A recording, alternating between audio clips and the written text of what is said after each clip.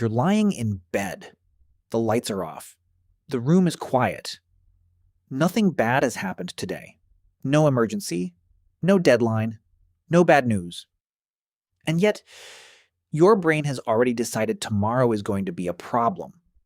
Maybe it's that email you forgot to answer. Maybe it's the meeting you have next week. Maybe it's a conversation that hasn't even happened yet.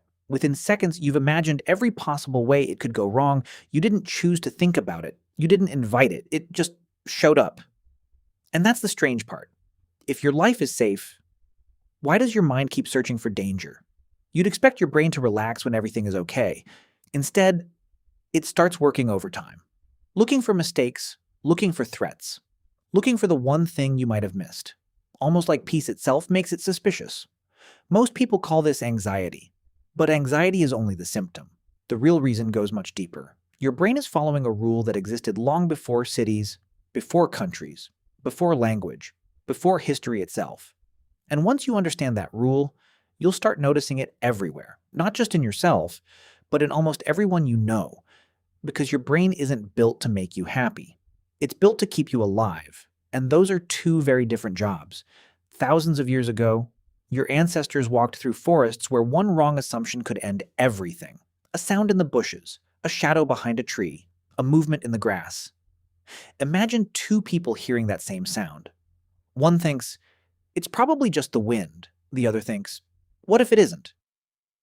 Only one of them gets to become your ancestor. The brain that survived wasn't the calmest, it wasn't the smartest, it was the one that expected danger first and asked questions later. Generation after generation, that strategy got rewarded.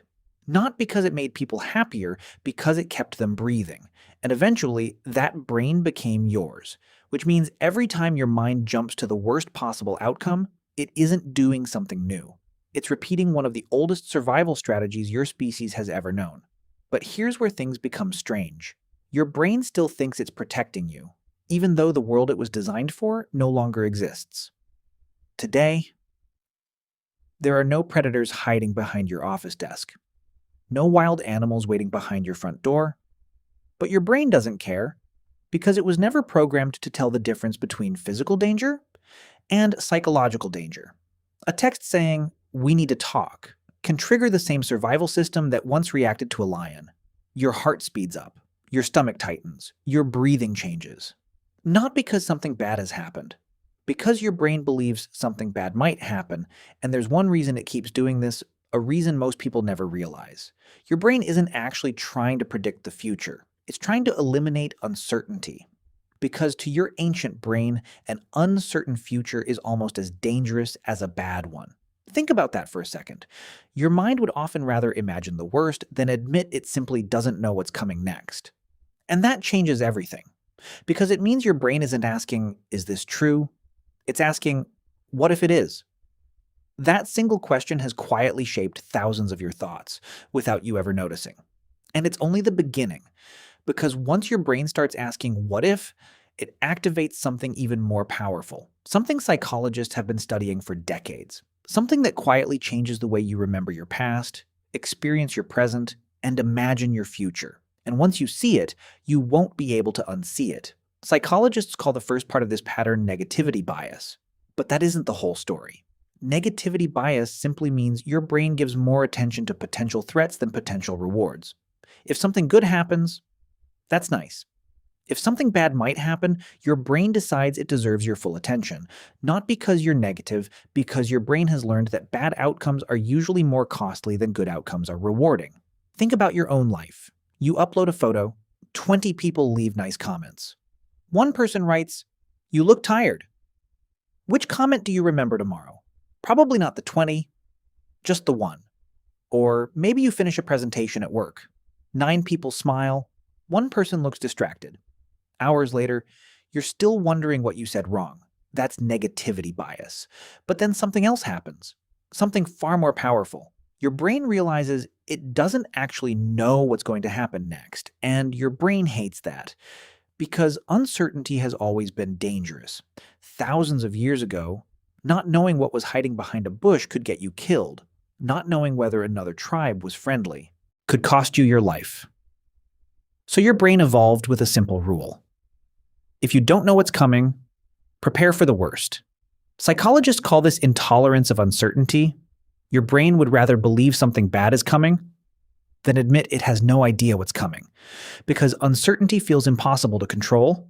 A bad answer, at least, feels like an answer. And once that happens, your mind fills in the blanks. This is called catastrophizing. A single unanswered text becomes the beginning of a breakup. Your boss says, "Can we talk tomorrow?" Your brain skips 10 reasonable possibilities and lands on, "I'm getting fired." A small headache suddenly feels like a serious illness. Nothing has happened yet, but your body reacts as if it already has. Your heart speeds up, your stomach tightens. Your thoughts start racing, not because you're seeing reality, because you're reacting to a story your brain just created. And here's the strange part. That story can feel more real than reality itself, because your brain isn't a camera. It's a prediction machine. Every second, it's trying to answer one question. What happens next? It looks at your memories, your past mistakes, your fears, tiny clues most people never notice. Then, it makes its best guess. The problem is, your brain doesn't get rewarded for being optimistic. It gets rewarded for keeping you alive. So when information is missing, it often fills the gap with danger. Not because danger is likely, because danger is expensive to ignore. That's why worrying feels strangely productive. For a few moments, it gives you the illusion that you're preparing. Like, if you imagine every possible disaster, you'll somehow prevent it. But worrying doesn't predict the future. It only rehearses one version of it, usually the darkest one. And here's the trap. Most of those imagined disasters never happen. The interview you were convinced you ruined turns into a job offer. The friend who didn't reply was simply asleep. The awkward thing you said, everyone else forgot before dinner. Your brain quietly creates hundreds of disaster stories throughout your life. Almost all of them disappear without ever becoming real. But it remembers the one time the worst-case scenario actually happened. And it says, "See? I protected you." That's how the cycle survives. Not because it's accurate, because it's convincing. And after years of repeating that cycle, something unexpected begins to happen. Your brain stops looking for danger only in the world around you and starts looking for danger inside you. But your brain doesn't stop at predicting danger. Eventually, it starts predicting what other people think about you. A friend reads your message, but doesn't reply. Within minutes, your brain isn't asking, "Maybe they're busy." It's asking, "Did I say something wrong?" Someone sounds quieter than usual. Your first thought isn't, "Maybe they've had a long day." It's, "Are they upset with me?" Notice the pattern? Whenever information is missing, your brain fills in the blanks, and somehow, the blanks almost always become your fault. Why? Because for most of human history, being rejected by your group wasn't just emotionally painful, it was dangerous. Imagine living 10,000 years ago. No supermarkets, no hospitals, no police, no internet. Your tribe was everything. They hunted with you, protected you, shared food with you. If you were pushed out, you weren't just lonely.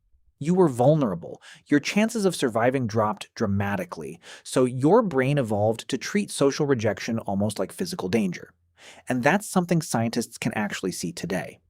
Brain scans show that the same networks involved in processing physical pain are also active during experiences of social rejection. Your brain doesn't completely separate the two. To it, being excluded still matters. Maybe not because you'll die, but because for thousands of generations, someone who was left alone often did. Suddenly, so many modern problems start making sense. Why one awkward conversation can replay in your head for years. Why a delayed reply feels louder than an instant one. Why criticism echoes, while compliments disappear. Your brain isn't trying to make you insecure. It's trying to make sure you don't lose the people around you. The problem is, the world changed. Your brain didn't. It was built for tribes of 30 people.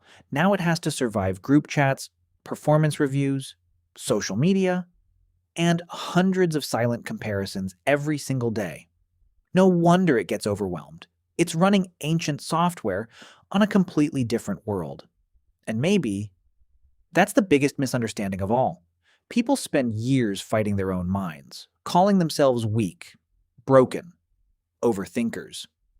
But what if you've been asking the wrong question? Instead of asking, why is my brain doing this to me? Try asking, what is my brain trying to protect me from? Because that changes everything. It doesn't make the anxiety disappear, but it changes your relationship with it. The next time your mind starts writing another disaster story, pause, notice it, and ask yourself, is this happening? Or is my brain trying to protect me from something that hasn't happened? That single question creates something your brain rarely gives you. Space. Space between the story and reality. Because thoughts aren't predictions. They aren't evidence. And they certainly aren't the future. They're just your brain's best guess, based on rules written for a world that disappeared thousands of years ago. You'll probably still imagine the worst sometimes. Everyone does. Your brain has been practicing this for hundreds of thousands of years. It's not going to stop overnight. But now, when that old voice whispers, something bad is about to happen, you'll recognize it. Not as the truth, but as an ancient survival instinct, doing exactly what it evolved to do. Trying, perhaps a little too hard, to keep you alive. Maybe your brain was never trying to steal your peace. Maybe it was trying to protect a human, living in a world it no longer understands. And sometimes, the bravest thing you can do isn't believing every warning your brain gives you. It's thanking it for trying to protect you and choosing to move forward anyway. Because your future shouldn't be written by fears that belonged to your ancestors. It should be written by the choices you make today.